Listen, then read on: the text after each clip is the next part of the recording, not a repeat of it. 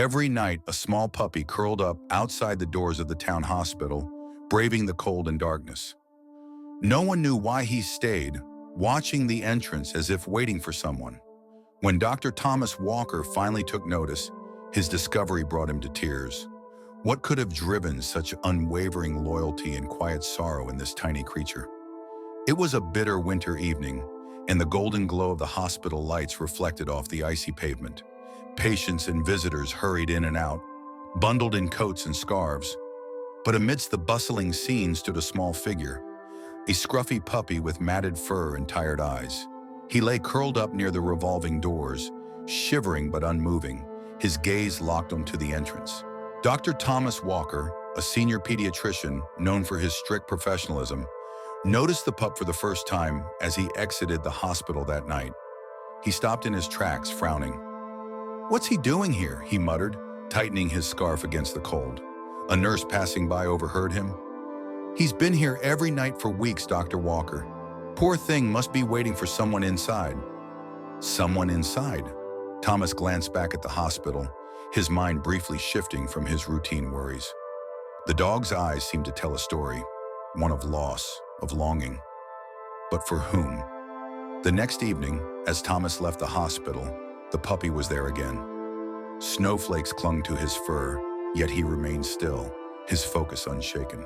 Thomas hesitated, then crouched a few feet away. "You're still here, huh?" he said softly. His breath formed white clouds in the freezing air. The puppy lifted his head slightly, ears twitching, but he didn't move. His deep, sorrowful eyes met Thomas's, and the doctor felt an unexpected lump in his throat. The janitor strolled by, broom in hand. "You talking to that mud again, Doc?" he teased. "That dog's been here for weeks. Some folks say he's waiting for someone. A patient, maybe." Thomas's gaze flicked back toward the hospital. The thought gnawed at him. Was the puppy's owner inside, lying in one of the sterile hospital beds? Or worse, had they already passed, leaving this loyal companion behind? Each night, Thomas noticed the dog more and more. He never barked, never begged, just watched. One particularly frigid evening, unable to bear the sight of the shivering pup, Thomas grabbed a blanket from his car and gently draped it over him. "Here, this should help." To his surprise, the puppy allowed it. Their eyes met again, brief but filled with understanding, before the dog turned his gaze back to the hospital doors. That night, Thomas couldn't sleep. The image of the lonely dog haunted him. Was he neglecting someone in need? His job was to heal, to care, but here was a life right outside his hospital, seemingly slipping through the cracks. The next morning, Thomas made a decision. During his lunch break, he approached the receptionist. "Has anyone reported a missing dog?" "Not that I know of." She frowned, tapping on her keyboard. "You think he belongs to a patient?" "Maybe," Thomas said, his mind racing. "Let me know if anyone asks about him." By the end of the week, his curiosity had turned into quiet determination. He started leaving food and water for the puppy each night, noticing with satisfaction that the bowls were empty by morning. But despite his efforts, the dog remained distant, his loyalty tied to the hospital's doors. One evening, Thomas sat in his car, gripping the steering wheel. The puppy was there again, curled up in his usual spot. "Why won't you leave?" he muttered, not out of frustration, but helplessness. Then one weekend, something changed. As he approached the hospital, he saw a group of nurses huddled near the dog.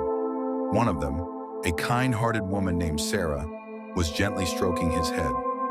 "He finally let someone touch him," she said with a smile. Thomas knelt down, his hand hovering just above the dog's fur. "Is that true, buddy? Are you warming up to us?" Slowly he reached out, brushing his fingers against the soft, matted coat. The puppy didn't flinch. Instead, he looked up at Thomas, his eyes brimming with something deep, hope and sorrow intertwined. At that moment, Thomas knew he couldn't ignore him any longer. He had to find out the truth. Who was this little soul waiting for? And why couldn't Thomas shake the feeling that this was more than just loyalty, that it was something far deeper? The next morning, Thomas arrived at the hospital earlier than usual. He had spent the night thinking about the puppy. Who was he waiting for? And more importantly, was there still hope for a reunion? He stopped by the reception desk. "Any updates on a missing dog?" The receptionist shook her head. Sorry, Dr. Walker. No reports, no inquiries. It's like he just showed up and made this place his home. Thomas sighed, glancing toward the entrance, where he knew the dog would be. The idea of leaving this mystery unsolved gnawed at him. He had to do more. And so he took a proactive step. He turned to Sarah, the nurse who had bonded with the dog the night before. Sarah, he said, his voice resolute, I need your help. Meanwhile, Thomas couldn't shake the feeling that there was more to Edward's story. The letter had been heartfelt, but something about it felt unfinished, as if there was one last piece to the puzzle that neither he nor Max had uncovered yet. Determined to find closure, Thomas decided to visit Edward's home again. This time he brought Max along. As they approached the house, Max's ears perked up, and he pulled slightly on the leash, his body tense with recognition. Thomas knelt beside him, placing a reassuring hand on his back. I know, buddy, he murmured. This was home, wasn't it? The same neighbor who had spoken to Thomas earlier was outside again, tending to her garden. She looked up, her expression softening as she recognized Max. Oh, you brought him back. Poor thing, he must be so confused. Yeah, Thomas said, scratching the back of his neck. I was wondering if I could look around inside. Maybe there's something here that can help him move on. The woman hesitated for a moment before nodding. I suppose it wouldn't hurt. The house is still in probate, but I have a spare key. I used to check in on Edward from time to time. She retrieved the key and handed it to Thomas. As he stepped inside, the air was thick with the scent of old books and wood polish. The house was cozy, though now coated in a thin layer of dust. Photos lined the walls, many of them featuring Edward at various stages of his life. And in nearly everyone, there was Max, tail wagging, eyes full of adoration. Max sniffed the air, his tail thumping hesitantly against Thomas's leg. He moved with purpose, leading Thomas through the small home until they reached a study at the back of the house. There on the desk was a small wooden box with Edward's initials carved into it. Thomas picked it up, glancing at Max, who sat attentively beside him. Carefully, Thomas opened the box. Inside was a stack of letters, bound neatly with twine. The topmost one was addressed not to Edward, but to Max. Thomas exhaled sharply, his heart clenching as he unfolded the letter. My dear Max, if you are reading this, then fate has taken me away before I could say goodbye. But I need you to know something. Our time together has been the greatest gift of my life. You were never just a pet. You were my family, my companion, my source of joy in a world that sometimes felt too quiet. I don't know where life will take you now, but I pray you find someone who sees you for the incredible soul that you are. Someone who will cherish you as I have. If you have found this letter, then maybe, just maybe, you've already found them. Be happy, my loyal friend, and never forget how much you were loved. With all my heart, Edward. Thomas swallowed the lump in his throat, his vision blurring as he reached out to stroke Max's fur. He really did love you, didn't he? He whispered. Max let out a soft whimper, pressing his head against Thomas's knee. In that moment, Thomas realized that Max had already found his new home. Not just in a house, but in a heart willing to love him, just as Edward had.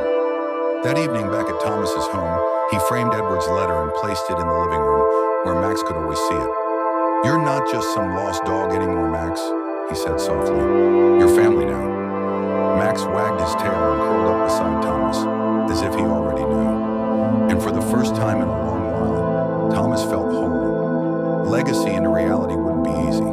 Setting up a fund required resources, planning, and most importantly, community support. Determined, Thomas and Clara reached out to the same neighbors who had attended Edward's memorial. They explained Edward's wish and proposed organizing a fundraiser to establish a small foundation in his name, one that would support local animal shelters and provide care for abandoned pets like Max. The idea resonated with the community. Inspired by Edward's story, people began offering donations, volunteering their time, and even hosting small events to raise awareness. As the fundraiser took shape, Thomas found himself growing closer to Clara. Though their initial connection had been through Edward and Max, they now shared a common purpose, honoring Edward's legacy in a meaningful way. Clara, who had spent years carrying the burden of regret over her estranged relationship with Edward, finally felt she was doing something to mend the past. One evening, Thomas and Clara finalized details for the upcoming charity event. They sat together on her porch with Max curled up at their feet. "I never imagined I'd be doing this," Clara admitted, staring at the sunset. "I spent so many years thinking it was too late to fix things. But being here, working on this with you, I feel like I'm finally making amends." Thomas nodded, understanding the weight of her words. Edward may be gone, but his love for Max, for kindness, and for second chances lives on in everything we're doing. The fundraiser event was held at Edward's favorite park, the same place where his memorial had been. The turnout was overwhelming. Friends, neighbors, hospital staff, and even strangers who had heard Edward's story came to show their support. Local businesses donated supplies, a pet adoption drive was set up, and a silent auction was held with items contributed by the community. As the event went on, Thomas took the stage to address the crowd. Holding Edward's journal in his hands, he read aloud one of its final entries. "If love is measured not by what we say, but by what we do, then Max has shown me the purest form of it. He asks for nothing, yet gives everything. I only hope I can do the same in return." The words lingered in the air, touching everyone in attendance. Clara, standing beside Thomas, wiped away tears but smiled. Edward's love for Max changed his life. Now, through this fund, his love will change the lives of countless other animals. By the end of the night, the fundraiser had surpassed all expectations. Enough money had been raised to establish the Edward Hayes Animal Support Fund, ensuring that struggling shelters would receive the help they needed.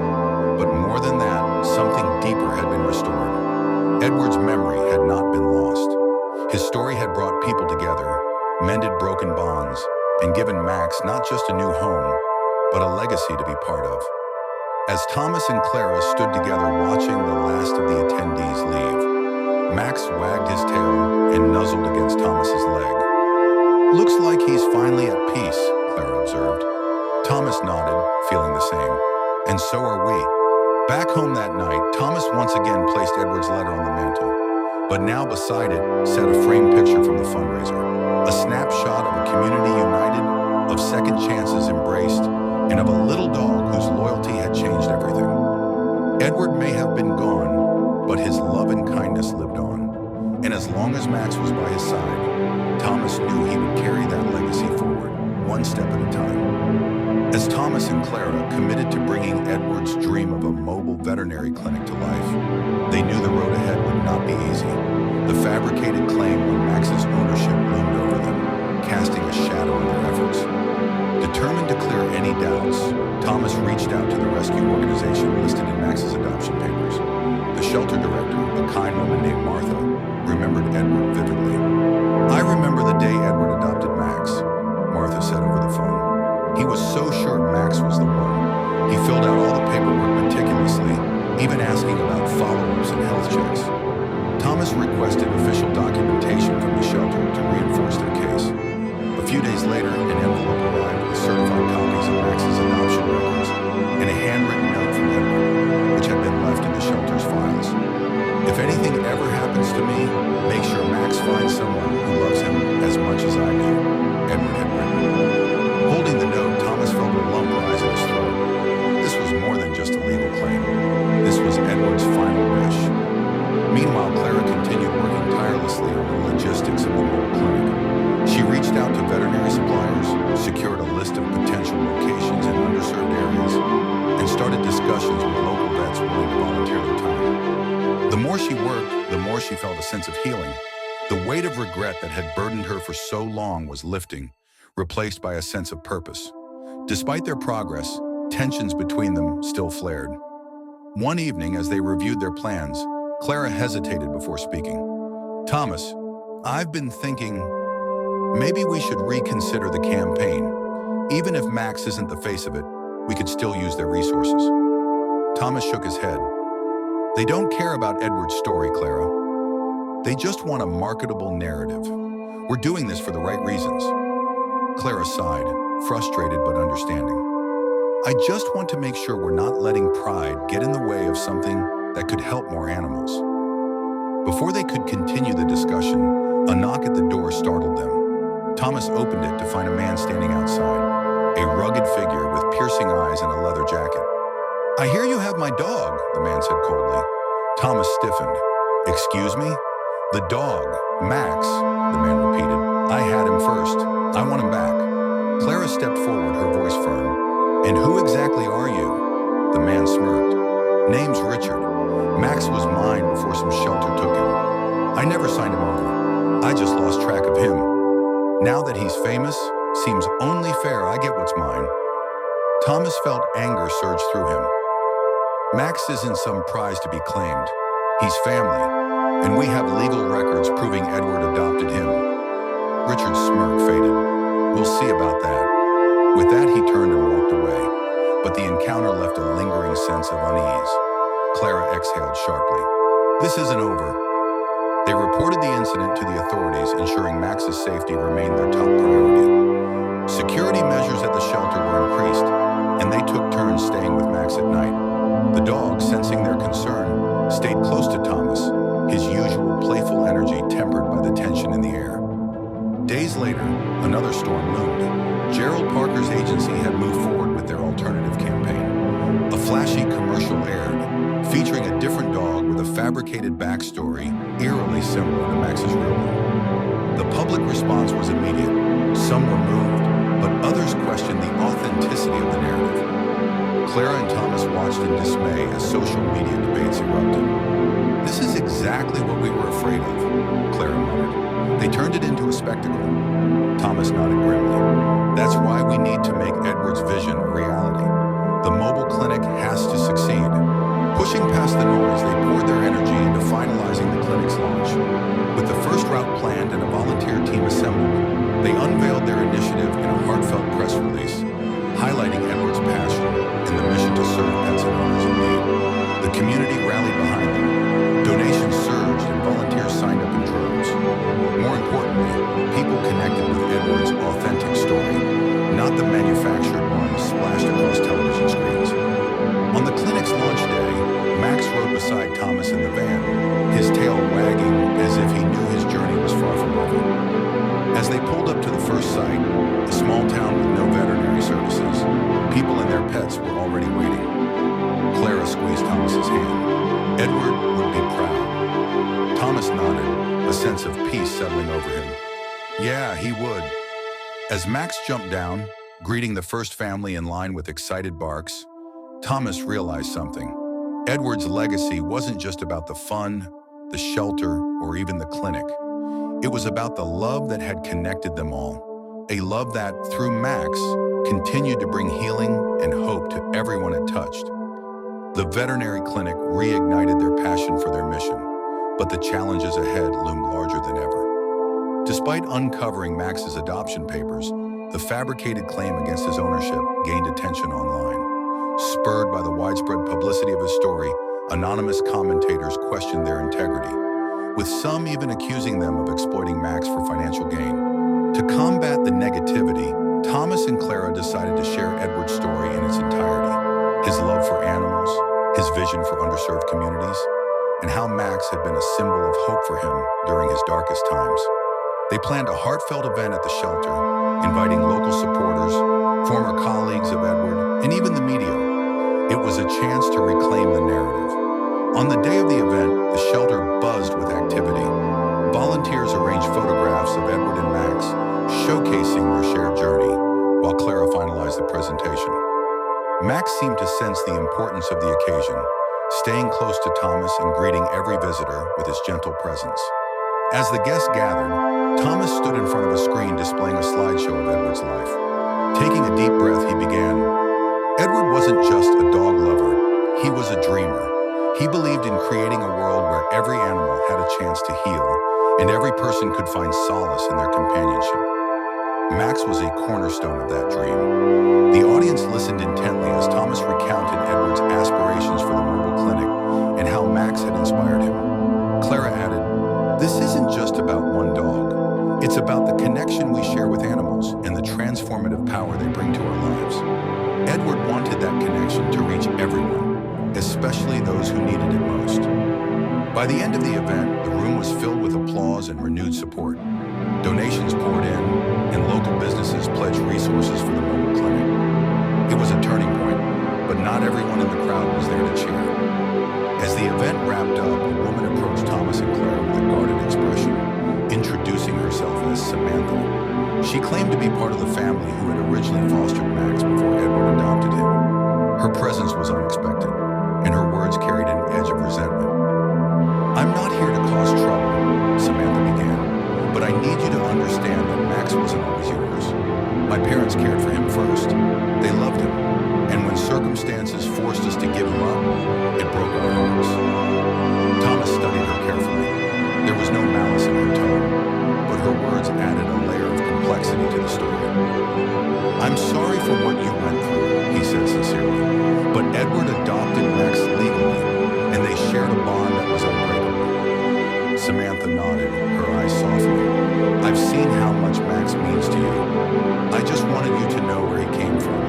He brought joy to my family before he brought it to yours." Clara stepped forward, extending her hand. "Thank you for sharing that with us. It's clear Max has touched many lives. We'd love to hear more about his time with your family if you're willing." Samantha hesitated, but eventually agreed to meet again. It was a delicate connection that hinted at new perspectives on Max's story. Meanwhile, the controversy surrounding Gerald Parker's campaign escalated. The alternative dog chosen for the project bore an uncanny resemblance to Max, and the marketing materials heavily implied a connection to Edward's story. Outraged, Thomas confronted Gerald in a tense phone call.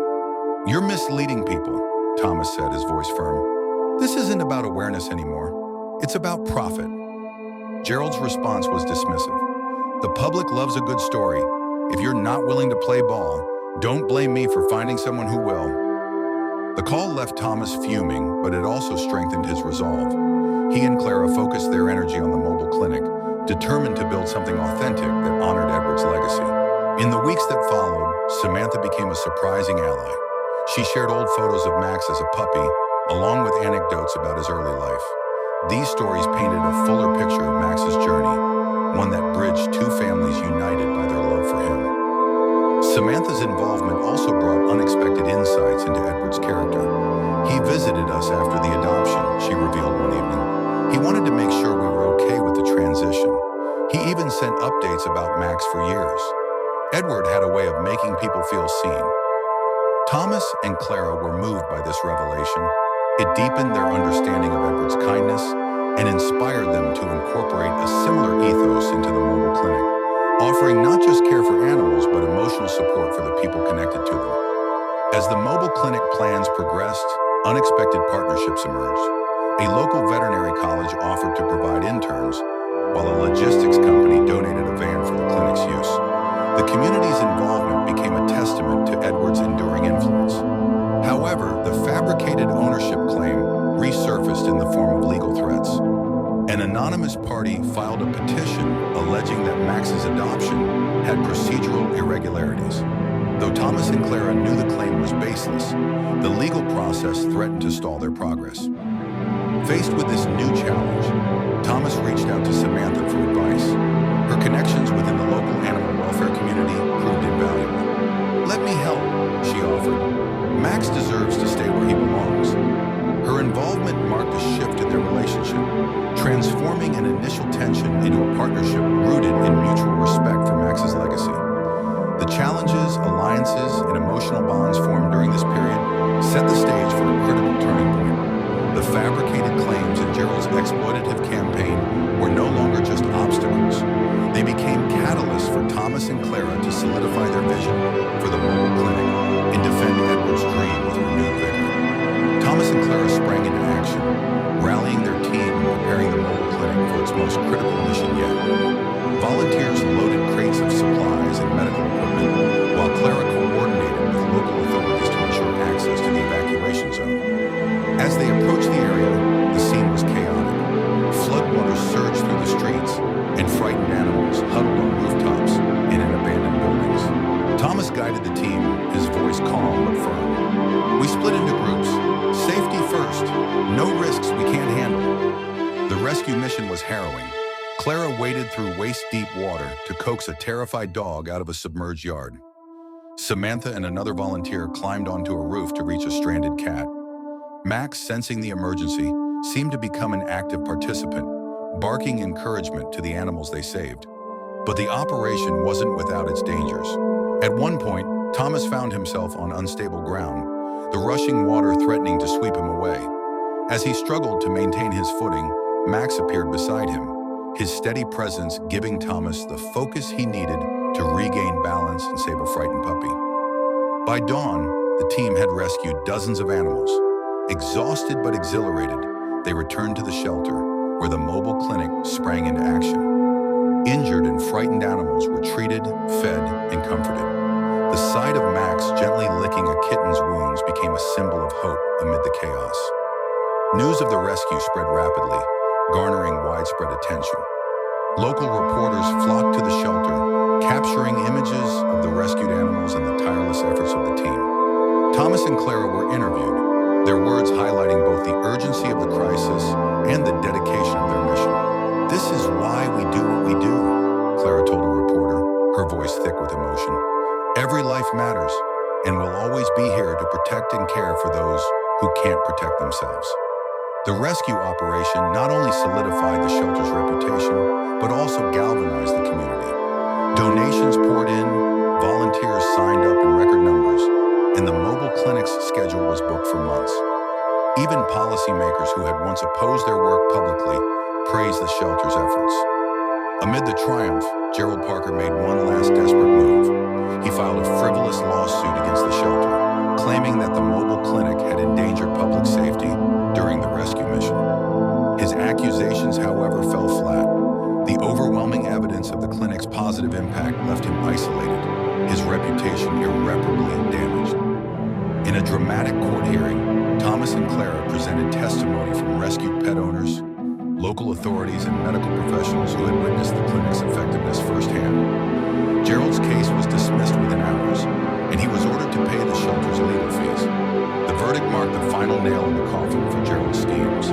As he slinked away from the courtroom, the weight of his defeat was palpable. The shelter, meanwhile, emerged stronger than ever. In the weeks that followed, Thomas and Clara reflected on the journey that had brought them to this point. Sitting on the shelter's porch one evening, with Max lying contentedly at their feet, they shared a quiet moment of triumph. "We've come a long way," Thomas said, his voice tinged with wonder. "From losing Edward to facing Gerald, and now this. It feels like we've finally turned the corner." Clara nodded, her gaze soft as she stroked Max's fur. "It's not just about the shelter or the clinic," she said. "It's about the connections we built, the lives we've touched. That's Edward's legacy." Max raised his head as if sensing the significance of the moment, his gentle eyes reflecting the love and gratitude that had come to define their journey. One bright afternoon, the shelter's courtyard was filled with volunteers and community members celebrating the success of the rescue mission. The rescued animals, now healthy and full of life, frolicked around, their joy a testament to the resilience of the shelter's mission. Thomas stood at the center, addressing the crowd. "Today isn't just a celebration of what we accomplished during the storm," he said. "It's a celebration of what we've become together, a family, a community, and most importantly, a lifeline for those who need us most." His voice carried a sincerity that resonated deeply with everyone present. Clara, standing beside him, held back tears as the crowd erupted in applause. Max, ever the symbol of their triumphs, barked joyfully, prompting laughter. As the celebration continued, a familiar figure appeared at the entrance to the courtyard. It was Lisa, the woman whose puppy Max had saved during the storm. Clutching a small bouquet of flowers, she hesitated for a moment before stepping forward. The crowd parted, and Thomas and Clara moved to greet her. "I just wanted to thank you," Lisa said, her voice trembling with emotion. "If it hadn't been for you and your team, my little Daisy wouldn't be here today." Thomas smiled warmly. "We were just doing what needed to be done." Lisa knelt to pet Max, who wagged his tail enthusiastically. "And you," she said, her voice soft as she looked into Max's eyes. "You're a hero." The moment was simple but profound, a reminder of the lives they had touched and the impact of their work. Later that evening, as the sun set and the crowd began to disperse, Clara pulled Thomas aside.